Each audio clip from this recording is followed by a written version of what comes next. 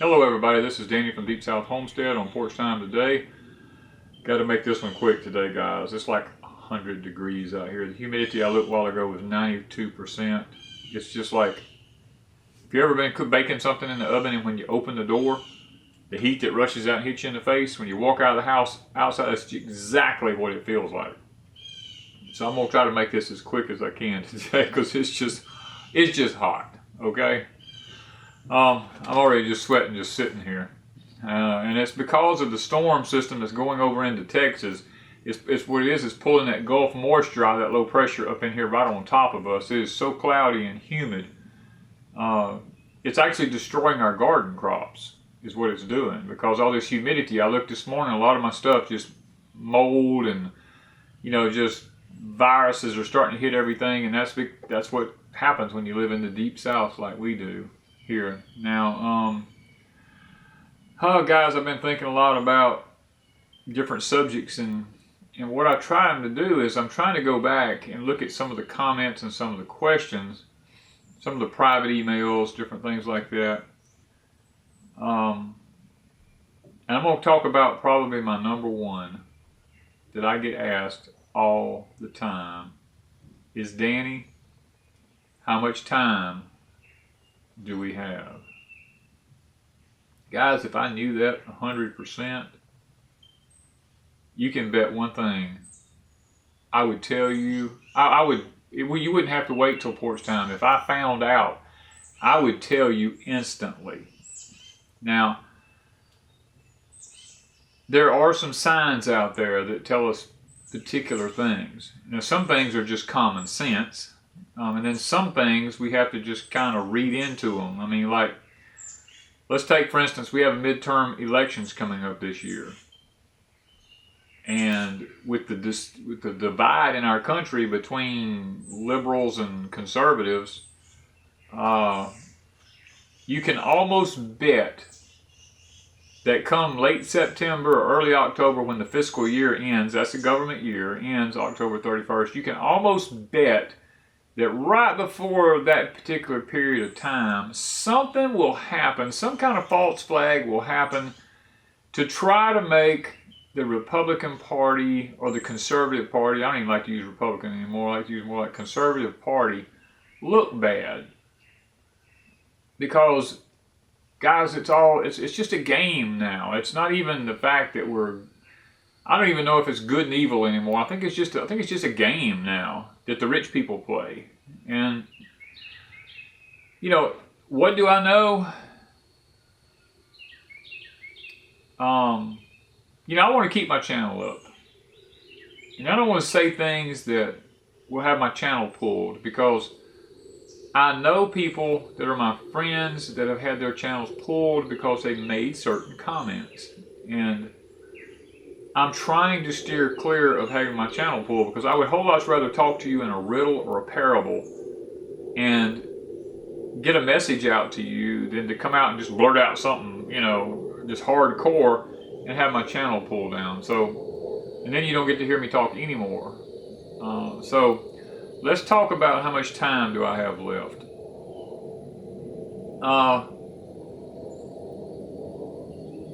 The only way I can answer that question and answer it truthfully is I have to look at biblical things also, because guys, I don't care, you may be an atheist, you may not want to listen to religion. If you don't, then you might as well leave. I mean, it's not going to hurt my feelings, because in order to know end time things or the end of an age things, I have to go back to biblical things, because it all ties together in my belief. Now, you may not believe like I believe, and if you don't, then that's perfectly fine. I'm not going to hold that against you, and I would hope that you wouldn't hold it against me. But there is many different ways of looking at this as there are people to look at it. So I'm not promising you that what I tell you is the gospel, okay? Because there is no angel come down from heaven and sit down and talk with me, or God himself has not sit down and talked with me. I have things that tug at my heart. A lot like the Apostle Paul in the scriptures. He when he was shipwrecked on the island out there, he always made the comment, I perceive that this, or I perceive that. In other words, the Spirit was tugging at his heart, telling him specific things. And he was just using good common sense. And guys, that's where I'm at. I'm not trying to say I'm the most spiritual person out there. Although I do feel like I have a very good relationship with my Heavenly Father. I know when the Spirit speaks to me, which is something most people today don't, because they're so busy in the world that they're in, and they're so caught up in the rat race that they can't hear the Spirit when it talks. That's the reason the Bible says, "Be still and know that I am God." Sometimes you just have to be still and listen. And that's one thing that the homesteading lifestyle has given me, is that opportunity every so often to just sit and be still, because I don't have to go to a job and clock in every day. I probably work harder than most people do on a job, and that's with any homesteader. Any homesteader that truly lives off his land and raises his own food and raises his own meat and does all of his own things to survive probably works harder than anybody on a public job does, because our job is 24 hours a day, where if you go to a job it's 9 to 5 and you get to come home and you get to forget about it. On a homestead, all hours of the night something can happen. An animal can get into your pens and stuff like that can happen. So it's a rat race, guys. You know, don't think that you're going to do the homesteading lifestyle and it's going to be an easy life. But in this life, it's very rewarding, because you do get to hear the Father speak to you on a lot of different occasions. And should something happen, yeah, usually you're more prepared than someone who's just in the rat race, let's say. But getting back to the time issue, you know, lots of things point to the time is getting short. We always go back, Wanda and I was talking about this the other day, how that every generation has a major catastrophe in it, and every generation has said, oh, this is the end of the world, you know what I mean? It's the end of life as we know it. We are in the end times. Well, yes, every generation has said that. The only difference that we have in our generation now and any other generation that's come before us is the fact that all the other generations that said that throughout history did not have the key playing piece in place, which was the nation of Israel had to be a nation again in order for a lot of the things to play out that plays out biblically in the end times. Now, I'm going to have to wipe this sweat off my forehead because it's just dripping. But now that we have Israel as a nation now, then the time clock, I believe, is ticking. And I do believe we're getting very close, because we're at year 5777 and 5778 on the Jewish calendar. If you look at the Gregorian calendar, we're getting close to around 6,000 year period. I am a dispensationalist. I do believe that God works in dispensations. And we're very closely nearing the end of an age as we know it. So I'm not trying to say it's the end of the world, because anyone who knows Scripture and believes in the Scripture knows that the world's not going to end, at least for another 1,007 years or whatever, and 45 days or whatever, if you want to add all of it up. But how much time do we have as homesteaders? Well, guys, I'm going to tell you something. A man named Donald Trump won elections this year. This past term, let's put it that way. He beat all the odds. All the odds were against him. As a matter of fact, it was already pre-planned that the other candidate was going to win, Miss Hillary. And when Donald won, it was like everybody was in total dismay. How did this happen? It wasn't supposed to happen. Let me tell you something. I'm going to tell you my personal belief on this. I believe that God has given a space of preparedness for His people. Not to say that Trump is a Messiah, or that he's this great savior of the world, or that everything's going to be hunky-dory under his presidency or anything like that. I believe that he was put into position to give God's people a space of time to prepare for what lies ahead. Because my personal belief is, had we already had the other person elected, we would already be in massive chaos right now. And we're in chaos enough like it is. I mean, it would have really been worse, I believe. But as far as how much time do we have, I really believe in my heart that possibly late summer, early fall, some kind of false flag is going to take place, and it could be a financial collapse of some kind. It could be a massive volcanic eruption of some kind. It could be some kind of man-made disaster, some kind of natural disaster in the world. There could be anything happen. Because, I mean, let me put it to you this way. I looked last night, and this shocked me. We have 25 volcanoes on the face of the earth right now spewing lava and erupting.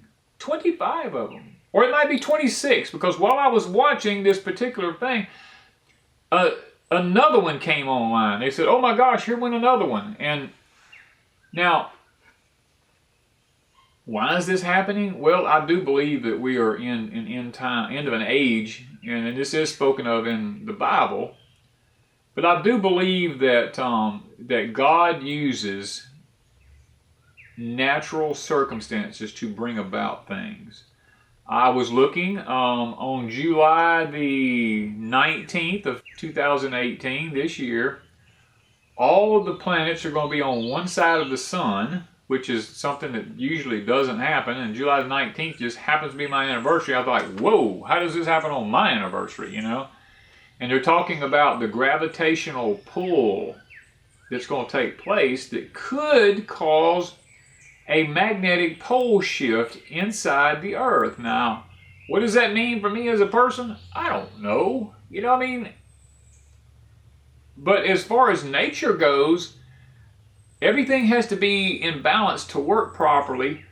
And we talked about before how I believe the earth is like 10 degrees off of its axis because of the way the sun shines through my back door now. It's never done that. So it's in a different place. I know that.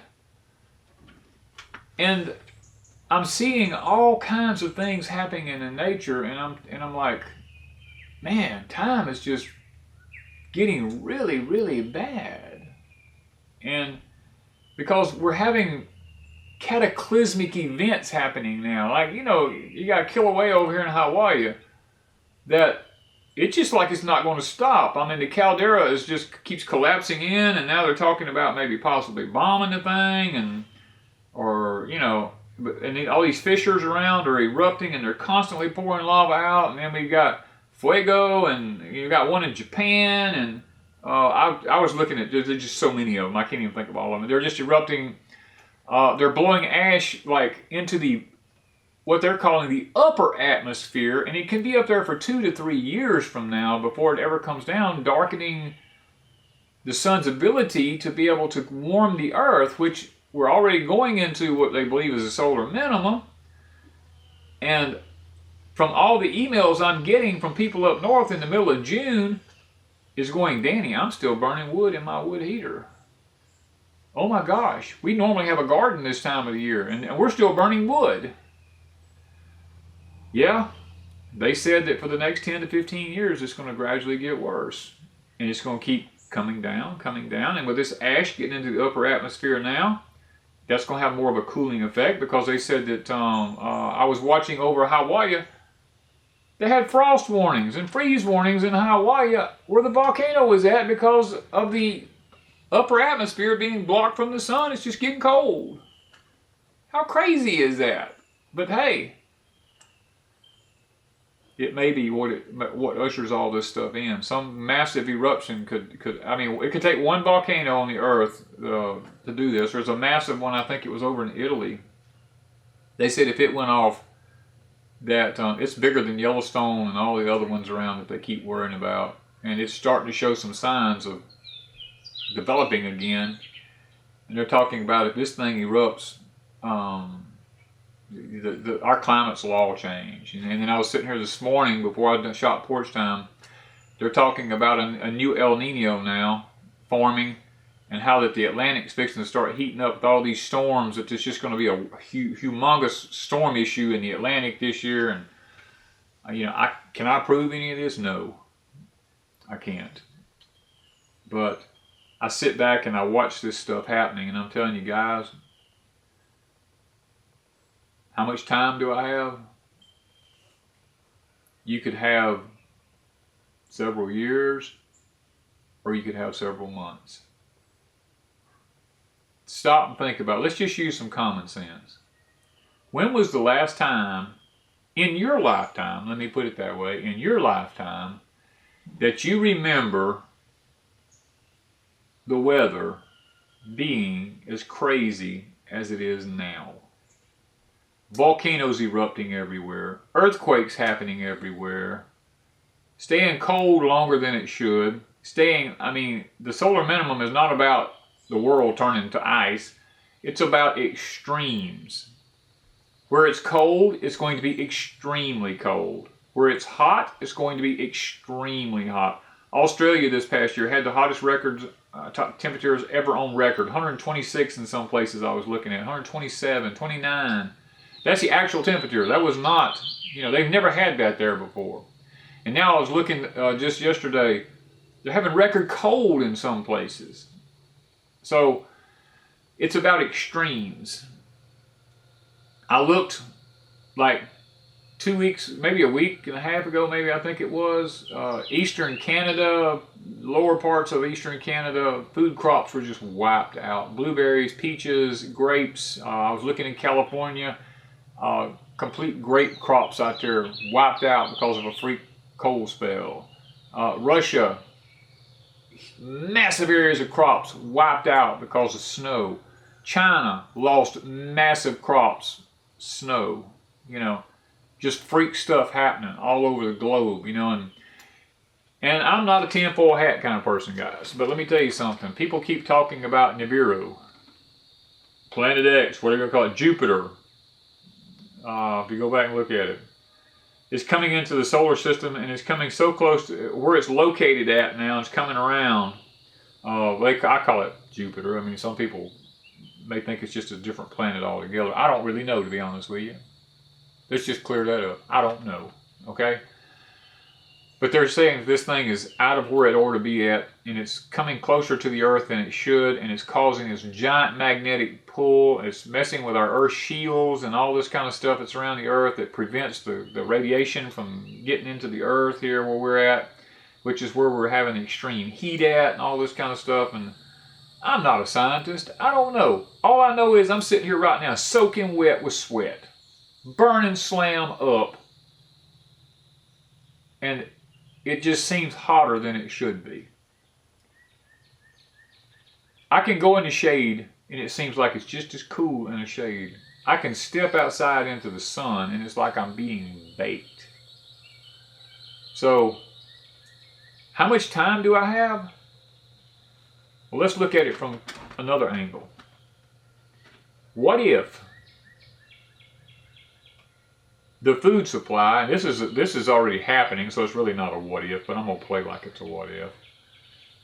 What if the food supply all of a sudden gets disrupted? Now, I'm going to tell you it already has been disrupted, because I get stuff all the time from people telling me, we have no crops coming in this year. We don't have a farmer's market. Our store told us they can't get particular produce. People send me all these messages, and y'all are watching. You're the ones who send them. We can't get this anymore. We can't get oranges at our place anymore. It's going to be months before we can get any oranges in here. They're having to ship them in from somewhere else because the orange crops are down. And we can't get this, we can't get that, we can't get strawberries. It's all the stuff. I read all these emails y'all send me, and I'm like, oh my gosh. I'm like the central focal point where all this information comes into, and I'm like, I got to process this, and I got to try to tell y'all, I got to make some kind of sense out of it, because if somebody in California tells me something's happening, somebody up in New York tells me something's happening, somebody in Canada tells me something's happening, somebody in Mexico tells me something's happening, all these things are happening all around us. And I'm like, wow, I've got all the pieces that can put this puzzle together. And that's exactly what I'm doing. I see the big picture now because so many people contact me and tell me what's going on in their neck of the woods. It's like I've got this giant puzzle. I start putting all these pieces together like in a giant picture of the United States. I say, okay, this is happening, this is happening, this is happening, this is happening. I see the picture. I'm like, oh my gosh, food prices are fixing to go outrageous. We went to the store today to get some plastic bags because we've got piles of meat fixing to come in here from some bartering, and we're going to be canning some, but some are going to freeze. And I was looking at the price of eggs, $5 a dozen. I was like, oh my gosh, really? 12 eggs, $5? And I was looking at the prices of everything. Everything in the store, everything was $5. We picked up the stuff. I picked up Ziploc bags, $5. Quart ones. Ziploc gallons, $5. You know, dishwashing soap. We looked at them, it was almost $5. I mean, it didn't matter what we picked up, it's $5. So we've gone from, there's no dollar aisles anymore, everything's $5 now. And I looked and I was like, wow, we had like 3 bags in the buggy and it was like $50-something. I was like, whoa. I was like, this is crazy. And when I walk through the store, I just look at the prices. I don't really buy anything other than maybe some sort of a, you know, some kind of plastic bags or whatever we have to have here. I mean, we don't even use garbage bags anymore. We just use our feed bags because we feel like there's no sense in buying anymore. But we looked at the prices of things, guys. Food. Whoever controls the food controls the people. We just as well understand that. Whoever controls the food and the water will control the people. Now, the only thing that's going to keep you from not being controlled by someone else is you've got to produce your own food. You say, well, I go to a farmer's market. It's not going to work, you know, because their food will have to go somewhere else because they'll be told where their food has to go. Or if it's like us this year, now we're seasoned gardeners. I've been gardening for 43 years. I'm having to learn all over a lot of things. I'm having to learn in the weather climate that we're having now, what variety will actually produce here. I've always, for the last 20 years, I've grown contender snap beans. I've saved my own seed for 20-something years and make bumper crops. I mean, I just get hundreds and hundreds of jars of green beans canned. Wanda and I planted this year. I had a piece of one row come up. And we had to fight with that row just to get a few bush beans off of it. I think we canned maybe 10 quarts off of that row. But as a backup, I planted rattlesnake beans because rattlesnake beans supposedly are pole beans and can take the heat a little better. They're flourishing. I mean, they're just flourishing. Now the humidity's starting to get to them. The leaves are turning yellow where they're thick yet and matted up. They're starting to fall out. But they're kind of doing okay. So you know what? 20-something years of contender green beans is probably fixing to go by the wayside. I'm probably fixing to start sticking strictly with rattlesnake beans. And that's what I'm talking about. We grow tomatoes here. Sometimes I grow 5 and 10 different varieties of tomatoes. And I keep them separated where I can save my seeds. But I watch and I pay attention to which ones do and which ones do not. The Cherokee Purples is one of my favorite for taste. But this year, we had the most beautiful plants, 2 and 3 feet tall, big old tomatoes like this big around. Come a hard rain on them. 2 days later, every one of them wilted and died. Now what's up with that? My Amish paste are still sitting there just Cadillacing, like nothing ever happened. How does that happen? Same piece of property, same rain, one survived, one didn't. The old Amish paste, I've been saving my tomato seeds for years. It's my go-to. I always go back to it. I make sure that's the main one I plant. Now, I love my Cherokee Purples because I love the taste of them. They don't have that acidy taste. They're like eating a piece of candy. So guys, how long do you have? That's going to depend on you. Because everything around us is gradually collapsing. People go, oh, I watch the stock market. It's at 25,000 or 27,000. Let me tell you something. I watch the stock market too. I watch the Dow Jones. I watch the S&P. I watch the Dry Baltic Index. I watch all these things. But I don't watch them on a daily basis. I watch them over a period of time. I go back and pull the charts up for the last 5 years and look at it to see where we've come from and where we're headed. And every time it goes up and it collapses back down, if you'll notice, it's right before something major and they prop it right back up. And then it'll go for a little while and it falls back down again. They keep having to prop it up because it's not real. They're trying to make as much money as they can and get as wealthy as they can.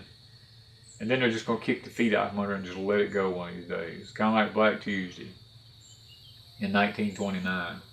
And when that happens, guys, unless you're raising your own food and you have your own piece of property, or if you've got a lot of food stored up to make it till you can get something kind of figured out, you're going to be in trouble. How long do I have? Probably not very long. The writing's on the walls. Kind of like Belteshazzar in the Bible. When the finger appeared on the wall and says, tonight, thy life will be required of thee. No man knows when he's going to die. Or no man knows when something's going to happen. The guys, our economy right now is so fragile. One volcanic eruption in this country could shut us down permanently. Do I think we're going to be EMP'd? That's another one I get. Oh my gosh. How many people says, oh, we're going to be EMP'd? Let me tell you something.